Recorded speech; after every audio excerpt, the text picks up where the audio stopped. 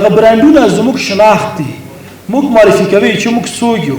کله چې د کوچي برانډ نوم اخلو یو لویه کتله زموږ د خلکو زموږ ذهن ته راځي. کله چې د پامیر کولا نوم اخلو، همدارنګه کله چې د یو پوهنتون نوم اخلو کاروان، مثلا دا زموږ خپل نوم دی، دا وطني نوم دی، د افغانستان نوم دی.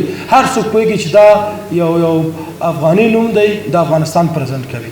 که زموږ د مثلا زموږ شرکت د کارپو په نوم دی، ولې موږ کارپو انتخاب کړه؟ پخوا بزنس ډاکټرس وو، موږ انګلیسي نومونه انتخاب کړي او نور نومونه وو. دا واخیسته وطني نوم کړه، ولې زه خپل الفاظ او کلمات ونه کاروم، کارپو مو وکاروم. هر څوک چې دا نوم واوري وایي دا یو وطني برانډ دی. عموما دغه شرکتونه چې په افغانستان کې فعالیت کوي، دغه ترڅنګ چې افغانستان پرزنټ کوي، د افغانستان په ارزښت ډېر زیات تاثیر لري. زموږ فرهنګ هم معرفي کوي چې موږ دغسې خلک یو، دغسې فونټ لرو، دغسې لیکل کوو، دغسې زموږ رنګونه دي او دغسې نومونه موږ انتخابوو. دا زموږ برانډونه دي. دا زموږ په اجتماعي وضعیت او په فرهنګي وضعیت ډېر زیات تاثیر لري او مثبت رول لري.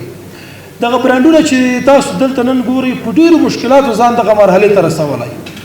ناامني شته، مشکلات شته دي، اختطاف شته، دلته قاچاق کېږي، مافیایي ډلې شته دي، سل رقمه ستونزې ورته جوړېږي، د حکومت همکاري کمه ده، ولې بیا هم دوی په افغانستان کې پاتې دي، د افغانستان د جوړونې لپاره فکر کوي، ځان جوړوي، په افغانستان کې پانګونه کوي.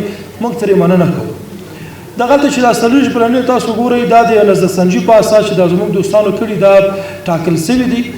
او زه ټول ته مبارکي وایم او تاسو ته ډېر خلاق راست وایم. او زه ډېر مننه د مشرانو میلمنونه کوم چې الکوزای صاحب، پیمان صاحب، نور مشران زموږ بلنه ومنل او نن دلته حضور لري. ډېره مننه. کور مو ودان. د کندهار څخه البته پرون راغلی یم، هلته د جنګ، هلته زموږ د جنوب په سطحه چې ټول افغانستان غمیزه ده، نن هغه تصاویر په ذهن کې درلودله چې دلته د دغسو امیدوارونکو تصویرونو و، بشاشو څیرو و، موافقو شرکتونو د لاسته راوړنو شاهد مسولو. دا په واقعیت سره افغانستان او افغانانو ته د امید زیری ورکوي، خاص ډول باندې ځوان نسل ته چې لا هم کار وکړي، لا هم خولې توی کړي. د زموږ د زحماتو تقدیر شوی، د کارکوونکو نه، د خپل همکارانو نه، د تاسو ټولو شرکتونو نه ډېره زیاته مننه. نن زه په دې ویاړم چې د سیام بزنس له خوا نه د اوارډ ریسیف کوم. سیام پسرلی یوه کتابخانه ده، سیام پسرلی یو پوهنتون دی، سیام پسرلی ستاسو په زړونو کې د رڼا څرک دی. امید لرم د ژوند د تغییر ارتقا لپاره سیام پسرلی ترجمه کوي. دی تاسو په لس دقیقو کې تغییر درکوي او تاسو بولي انکشاف او عروج ته. ډېره مننه استاد، ستاسو لویي ته ستاسو شاګردانو